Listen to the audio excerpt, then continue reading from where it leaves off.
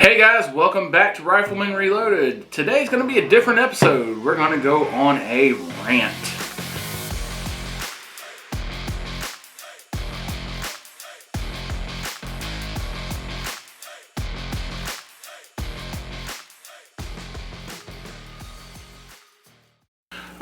You notice there's no firearms on the table. We are sitting back having some adult beverages, so this is just going to be a rant. No firearms on the table, but you know we got the Smith and we got the Wesson right here. These are 22 calibers. So rant. So you guys are probably encountering this wherever you're located at about this ammo restriction, like no magnetic ammo allowed. Steel casings and I can feel it coming. The anger. And it's not the anger. It's just situation. Like in our case, we went to a gun range, and even my father had a tough time finding non-magnetic ammo for his gun because you got to think his is 100 years old. And we're talking about mainly for the older guns, but because the newer guns, they're not that hard to find. Yeah, non-magnetic, but like some of the older rounds, like we're talking like the AK round, the 30-06 mil spec for the old school M1 Grands, and the Mosin Nagants, SKS at 7.62x39. I mean, they're having an issue where the steel core. That's where it comes from. It's a steel core. From what we were told, first-hand basis today, it creates a spark. It could create a spark because it's metal, it's steel on steel. Now, the problem I have with this, yes, I get it. It has a chance of creating possibly a fire, especially because we are in Florida and we do go through certain dry spells. Yeah, but at the same time, I call those droughts. Another problem they have with it too is that the magnetic ammo with the steel core has the capability of destroying the plates. And I got told, like, first-hand basis, I got told how much each plate costs. They cost at this gun range, and I can see their concern because just think about it. $400 a plate. $400 a plate, and that's only one shooter shooting that plate over and over and over and over and over again.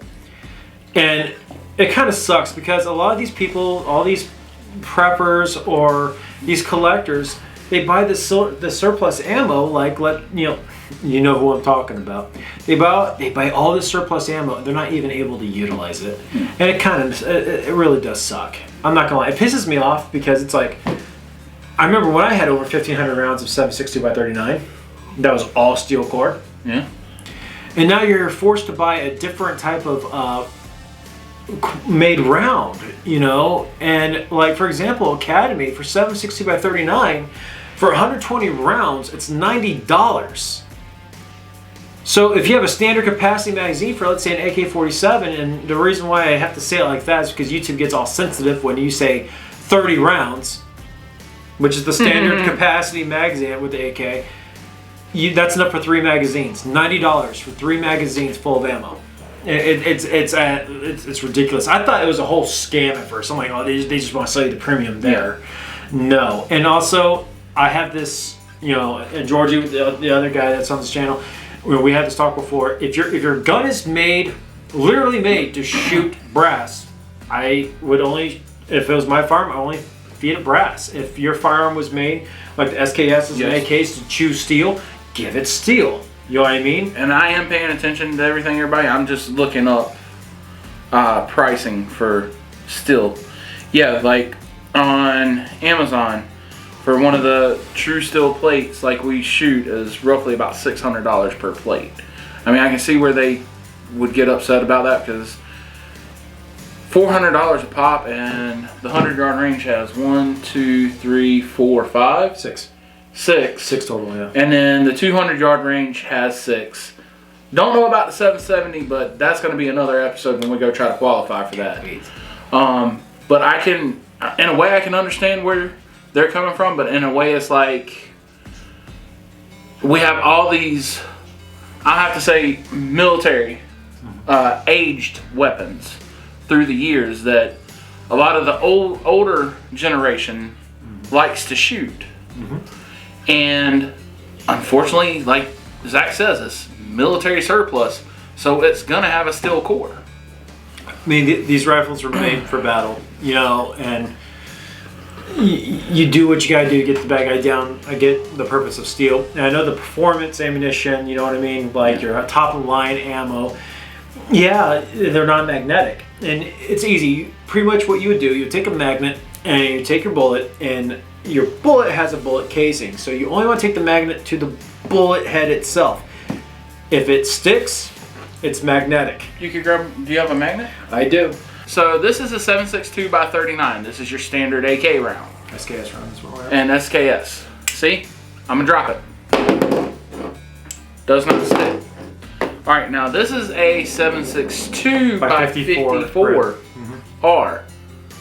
This is for like your Mosin Nagants. Mosin Nagants and other ones. That's pretty much it. Yeah. Just Mosins. And sticks, can't use it. Sticks. Steel core. So, back in the day, like they used to say, the guy she told you not to worry about, but the guy you actually had to worry about. Yep. So that's one thing. And so yeah, ammunition's gonna start costing you a lot of money. And also, I'm mistaken. I'm sorry. The 7.60 by 54 Rem or R, not just made for the Mosin. You have your Dragunovs as well. But you see, it's metal, so it's gonna stick to the.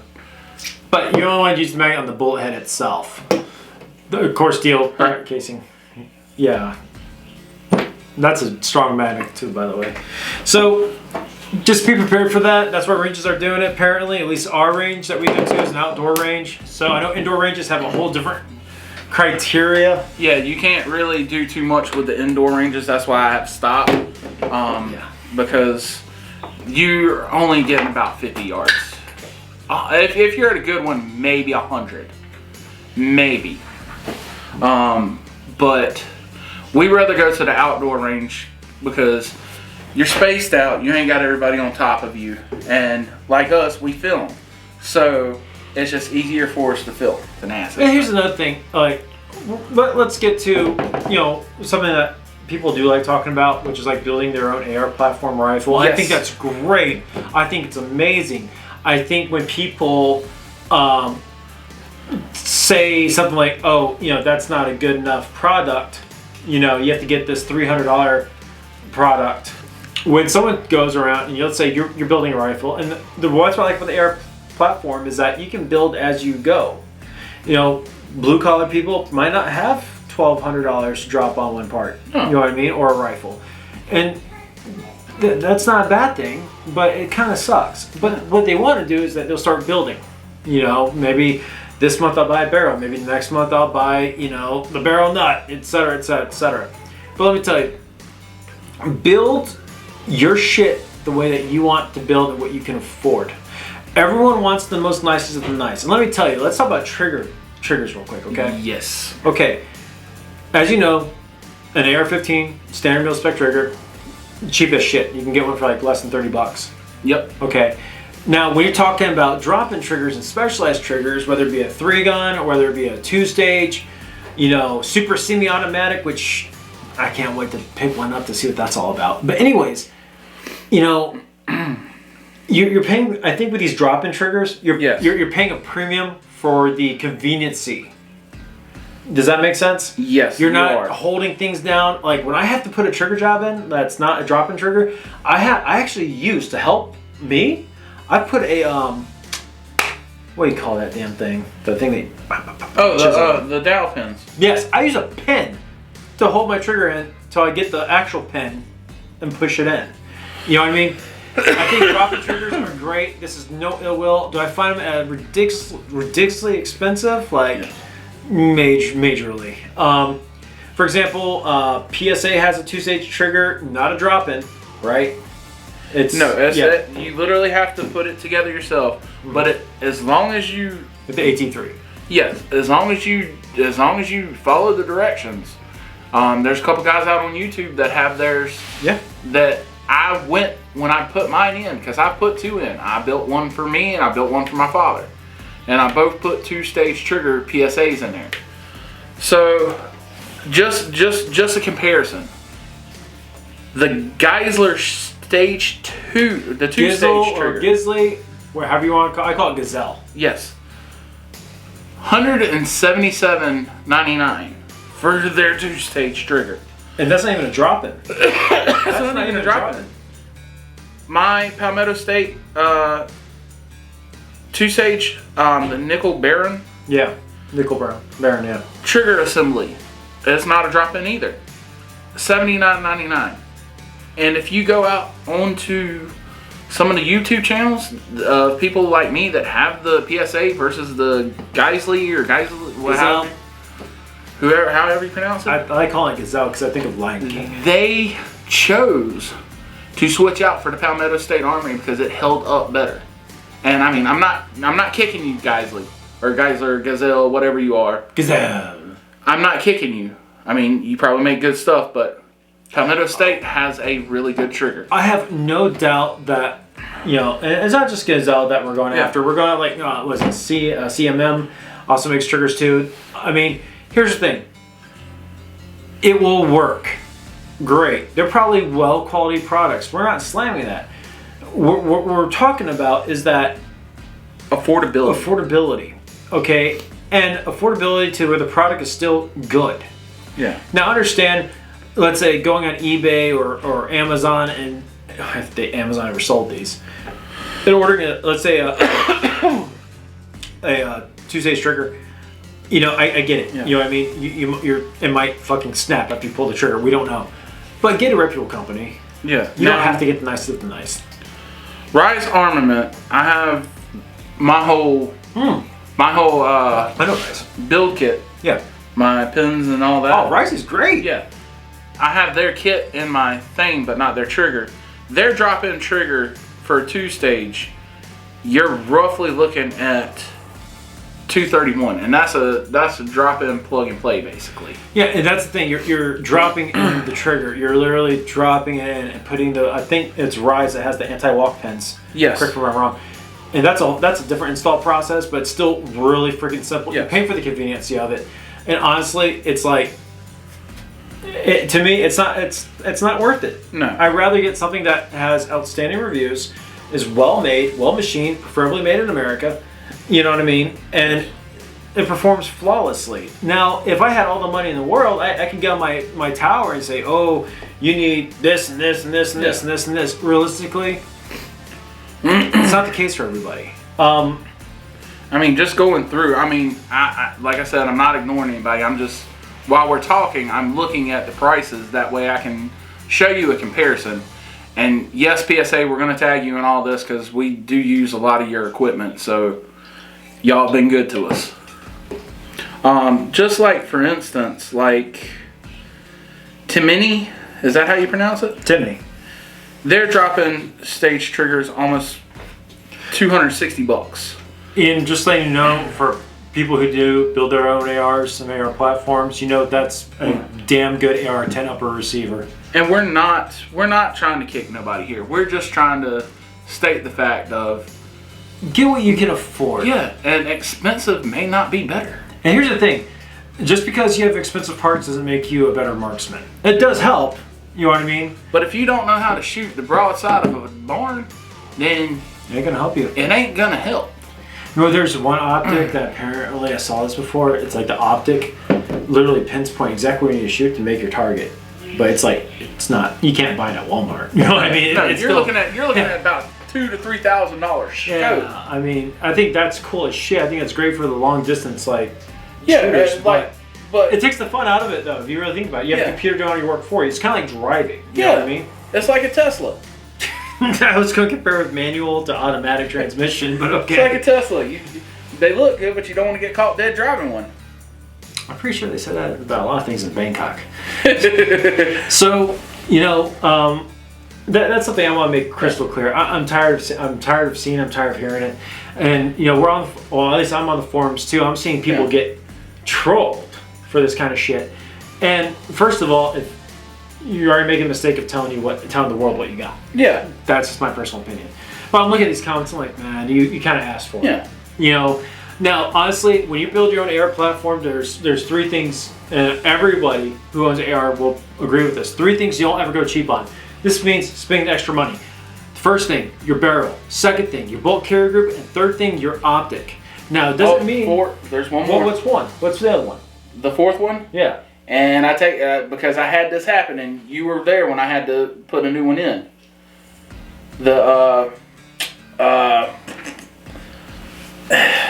In the back of the gun. In the back. The spring. Oh, you're talking about the buffer tube? The buffer assembly? The buffer assembly. Well, you don't need that to be a damn good shooter, though. No, but it does help if you have a good one with cycling. Like, okay, no, you're right, but I mean, another thing too, like on my AR-10 build, it's coming in. I'm really excited. My buffer tube assembly is going to be completely aftermarket. I have JT Enterprises have a spring and a buffer coming in from them, but I'm building it to my specifications. So I'm going to throw more money down. What I agree with, but the top things don't go cheap on. Yeah. Bolt carrier group and your barrel and your optic. And honestly, you know how I feel on this channel. Every rifle should have some sort of iron sights. I'm a heavy believer of that because optics will fail, whether it be battery or destruction or. Now I will let y'all know there is a cheap iron sight on Amazon that I have. The ones I have. Yeah. That you like. Yeah. Has the. They are cheaper. They're not expensive like the Daniel Defense or the Magpools. Yeah, Magpools. They are metal. They are not this polymer stuff. They are metal. Magpools. And you can get them for about $40 or $50.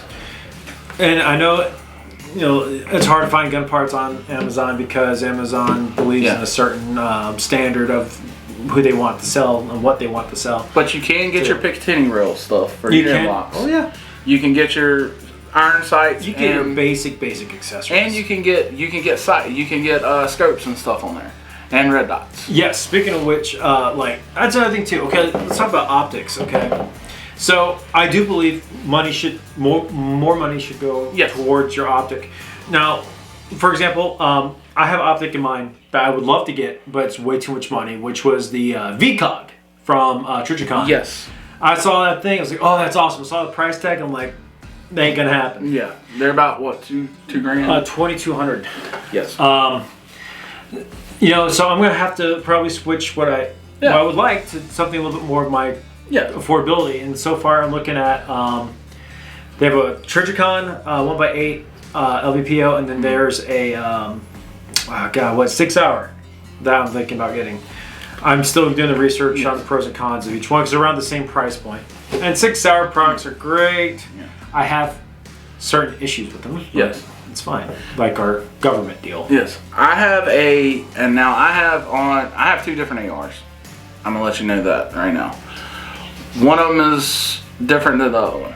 I have one that is what we call a mini mark. Yeah, the mini mark. It is set up for long range shooting. I don't have an expensive scope on it. I have a 6x24 True Glow. And it's accurate. It's cost me about $200. That thing has stayed true for the past 7 months? Yeah. And it's been banged around, moved around, and everything else at my house. Mm-hmm. And I have not had to adjust it, and I'm still shooting dead center at 200 yards. Yep, the same. Well, I kind of I have one of my ARs is like a Mark 12 clone. You know what I mean? That's how I built mine with the 18-inch barrel.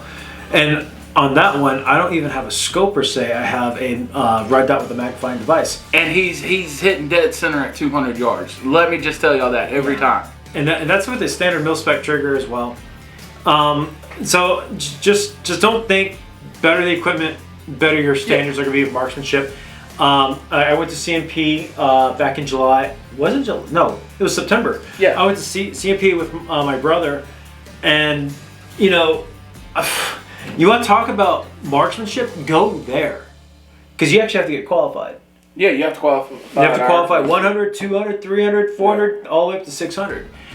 And I brought my setup, and you and Georgie helped me when zeroing that sight, which took all fucking day. But it stayed true. And I didn't put the rifle in a hard case. I traveled it in its the soft bag. Yeah, most of both of us, we don't have hard cases. We have basically the rucksack. Yeah, what you would say. I have a red. I call it saddle. I don't even know what my brand is. I got it on Amazon. And I mean, they got a little bit of cushion, but they ain't got enough cushion when stuff falls and stuff on it. Yeah, I do believe if you're having a precision rifle and you're going to cross state lines, hard case that big. Yes, yeah, because those scopes are expensive as shit. And like hardware too for the guns. Like some people believe that you have to have top brand. So I have on mine for my bipod because I'm old. Yeah. And it helps me steady. I have a Clive, how do they pronounce it? C-Live? I have no idea. I don't even know the name of my bipod. Off of Amazon that cost me $30 that mounts to my Picatinny. And it does not move. It is steady. It is. Now, can I pit it left or right or move it like that, like some of the mag pools? No.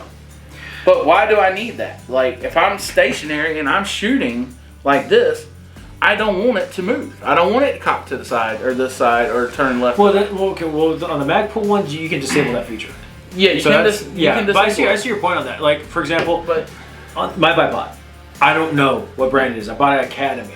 Yeah. Okay, but on my precision build rifle I'm working on right now, I did order the mag pool. Yeah. Just because A, it looks sexy as fuck, and B, because of what it's giving me for the M-lock capability. Yeah.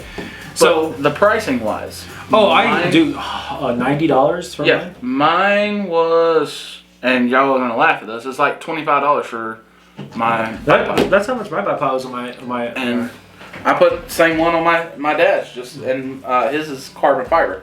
Right, and don't get me wrong, there's very premium manufacturers that make great rifles. You know what I mean?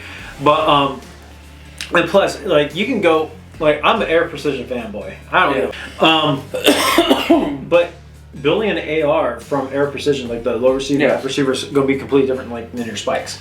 Yeah. See, the thing I like about Air Precision, you don't have to hammer those little pins in. Correct. It's a screw. You just got to have a tiny little itty bitty Allen wrench to screw everything in. Yeah, an Allen wrench that is impossible to find because it's so fucking small. Its diameter was 0.50. That's the diameter of that. And you can order on Amazon. You get a whole like little miniature Allen wrench kit. I got mine for like $7, and it did its job. But I actually MacGyvered mine. I flattened a standard nail. Yeah. But a lot of people that are having issues with Air Precision rifles right now are the ones who use Loctite. You never use Loctite on these screws. No. Because honestly, either two things are going to happen. You use the wrong type of Loctite, and yes, different colors matter, by the way. Don't use the blue. Blue is bad.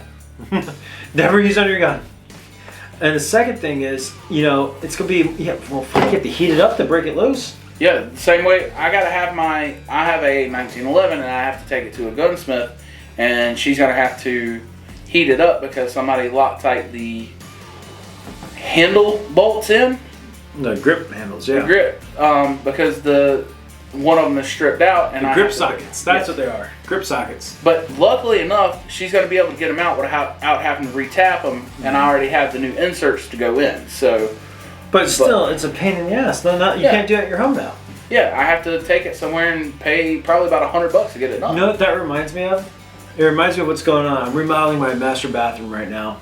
And some asshole glued the shower drain barrel to the shower flange. Now I have to do an internal pipe cutter and remove the whole assembly. Yeah.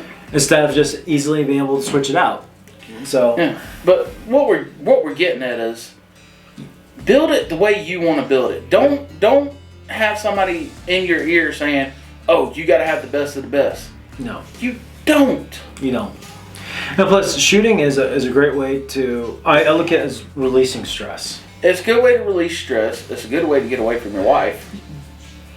Here's the biggest thing. If you need advice on buying a product, don't be afraid to ask somebody. Say, hey, what's your opinion on this and this and this? You know what I mean? Ask us. I mean, we will be more than happy. And if we don't have the answer, we'll go look for the answer for you. Yeah.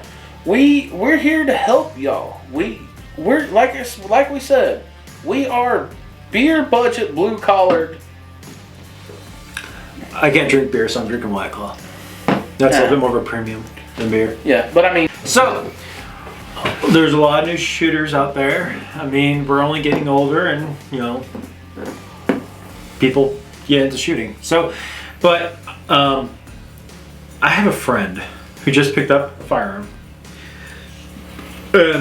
No, this is an old friend. He picked up his first firearm. He got a rifle. Okay. He goes, "Hey Zach." I said, "Hey man." He goes, "What kind of clips do I need to buy?" Oh, can I go off on this one? Can I please? Can I please? Can I please? Yeah. Pretty please. So this is a clip. It goes in the Mosin and the gun, and if I'm right, it goes straight down in there like that. Yeah. There's like a little holder, and then you just take your thumb and you push these down, just like an SKS or M1 Garand. That M1 Garand, you put the whole entire clip in. Similar to the Carcano rifle from Italy. This is a mag. Dude, that's too naked. People get this always mixed up with this, and it pisses me off. I really think what it is, though, it's just because the newer age, they're getting a lot of their, I call it the bad boy persona, their bad boy knowledge, because in rap songs, they don't really use the term magazine a lot. They use the word clip. Like, don't give me a tip, I won't show her my clip. You know what I mean? It's like, if they want to, clip. This is a clip, money clip. It's a money clip. This is a firearm clip. Like a paper clip. A girl's hair clip. That's a clip. This is a magazine. That's what I think of when. I need a clip for my gun. No, you need a mag. You don't need a clip or a hair clip. Like a magazine is an external device used to hold your ordnance, hold your firearm ammunition, depending on what caliber you're shooting, and that you're easily able to detach in a sufficient manner and take a new one and go back into battery and play. So all you youngins, get your role model. Yeah. He knows what he's talking about. This is a clip. This is not a magazine. Magazine, clip. It's relatively simple. Or mag for short. Mag, yeah. I named my dog Mags. So, I mean, if she was a boy, I would name it Clips. So, I mean, it makes more sense that way. When it comes to, but yeah, that's some rants that we can think of today. I'm pretty sure we're gonna at least do one of these once every 2 months when something pisses us off that we see. Oh God, yeah. Well, I mean, like I wasn't really pissed off about the ammunition bullshit. I was mostly pissed off on, like, I'm seeing someone go, or someone that I know personally for a long time go, hey, what kind of clips should I get for my AR? And I'm thinking in my head, your AR loads from the top? It really dumbfounds me that the ignorance is growing. Yes. As we're getting older. And I'm sure that, our fathers and our grandfathers and our great-grandfathers thought the same way. You know what I mean? Personally. You don't have to have the most expensive stuff to be the cool kid out at the thing. No. The cool kids are? The cool kids are known for what they have, knows the history of it, and they know how to treat it like a firearm and a tool and not a toy. And when you're at the range, you can tell which one's the cool kids because you're hearing tink, tink, tink. At 200 yards. And we're not saying nothing. We're just sitting there tinking. Of course, somebody does like to shoot brass on somebody. Yeah, sorry about that. I showered him with brass. And it was cold this morning. I was trying to do you a favor. It was like getting a golden shower. But oh God. That's gonna have to be edited. No, I'll keep that out. I heard a brass shower. Yeah, but I heard this joke. What do you call it? This is gonna be edited. What do you call it when? Oh, I can't wait till we do the gun build fail videos. Like when someone takes a full rifle length buffer and they put it in a carbine buffer tube, and they're wondering why they can't pull back their charging handle. Yeah. So, thanks for hearing our rant. We'll catch you guys next time on Riflemen Reloaded. And like I always say, safety first. I say just run with scissors.